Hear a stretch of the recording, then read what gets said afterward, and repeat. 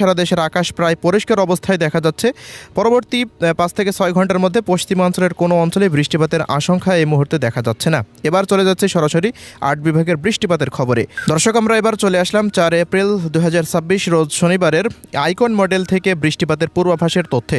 তো আমরা এই মুহূর্তে দেখতে পাচ্ছি সকাল থেকে দুপুর পর্যন্ত ঢাকা, খুলনা, বরিশাল, চট্টগ্রাম, রাজশাহী, রংপুর, ভারতের পশ্চিমবঙ্গ ও ময়মনসিংহ বিভাগের আকাশটা প্রায় পরিষ্কার অবস্থায় থাকতে পারে। কোথাও তেমন বৃষ্টিপাতের আভাস উঠে আসছে না। তবে এদিকে সিলেট বিভাগের বেশ কিছু অঞ্চলে শনিবারের দিন বৃষ্টিপাত হতে পারে। বিশ্বম্ভরপুর, চতকবাজার, জয়ন্তপুর, জাকিগঞ্জ, চরখাই, সিলেট, মৌলভীবাজার, বালাগঞ্জ, কোলাউড়া, কামালগঞ্জ এই সমস্ত অঞ্চলগুলো এবং ভারতের শিলচর এবং কালিসাবের এদিকে এবং আম্বাসা, আগারতলার বেশ কিছু অঞ্চলের ওপরে বৃষ্টি বা বজ্রসহ বৃষ্টিপাতের আশঙ্কা দেখা যাচ্ছে। এছাড়াও তীব্র তাপপ্রবাহের শেষে বিকেল নাগাদ দেখা যাচ্ছে বরিশাল বিভাগেরও গৌর নদীর আশেপাশ দিয়ে বরিশাল, ভোলা, বোরহানুদ্দিন, লালমোহন, মির্জাগঞ্জ, মঠবাড়িয়া, জিয়ানগর, কাউখালী, এদিকে মট্টিরহাট থেকে শুরু করে ফরিদগঞ্জ, সেনবাগ, ঢাকা বিভাগের শিবচর, মাদারীপুর, মকসেদপুর এই সমস্ত অঞ্চলগুলোতে বৃষ্টিবাহী মেঘমালা তৈরি হওয়ার সম্ভাবনা রয়েছে।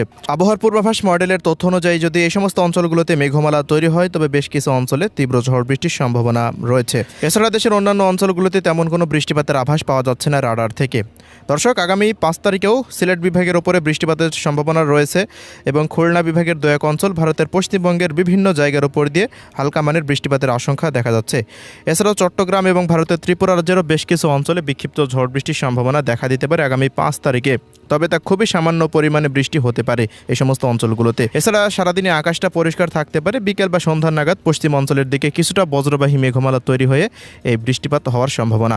7 তারিখের পরও দেখতে পাচ্ছি যে ঢাকা, খুলনা, বরিশাল, ভারতের পশ্চিমবঙ্গের বিভিন্ন অঞ্চলের উপর দিয়ে একটি মেঘখণ্ড তৈরি হতে পারে এবং এই সমস্ত অঞ্চলগুলোতে বৃষ্টির আশঙ্কা দেখা যাচ্ছে। 7, 8, 9 তারিখের পর একটি নতুন বৃষ্টিবলয়ের সম্ভাবনা রয়েছে। যদি বৃষ্টিবলয় দেশে প্রবেশ করে তবে আবারও তীব্র ঝড় বৃষ্টি দেশের 8টি বিভাগের বিভিন্ন স্থানের ওপর দিয়ে হওয়ার আশঙ্কা থেকেই যাচ্ছে। তো দর্শক, এই ছিল এই মুহূর্তের বৃষ্টিপাতের তথ্য।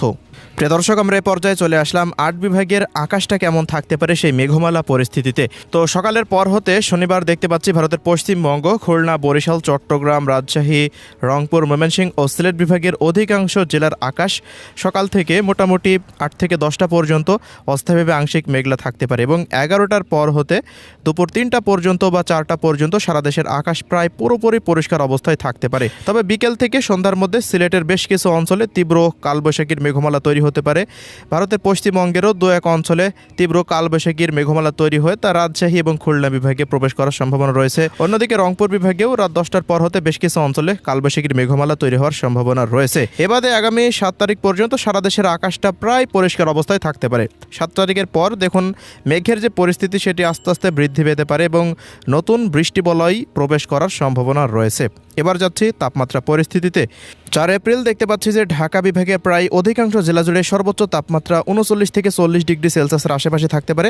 তবে খুলনা বিভাগের কুষ্টিয়া, মেহেরপুর, চুয়াডাঙ্গা, ঝিনাইদহ, যশোর এবং রাজশাহী বিভাগের রাজশাহী, চাঁপাইনবাবগঞ্জ, নওগাঁ, ভারতের পশ্চিমবঙ্গের বেশ কিছু জেলাতে সর্বোচ্চ তাপমাত্রা 42 ডিগ্রি সেলসিয়াস উঠতে পারে। এদিকে বরিশাল এবং চট্টগ্রাম বিভাগের 2-1 অঞ্চলে তাপমাত্রা 38 থেকে 39, সিলেটে 35 সর্বোচ্চ, রংপুর এবং ময়মনসিংহেতে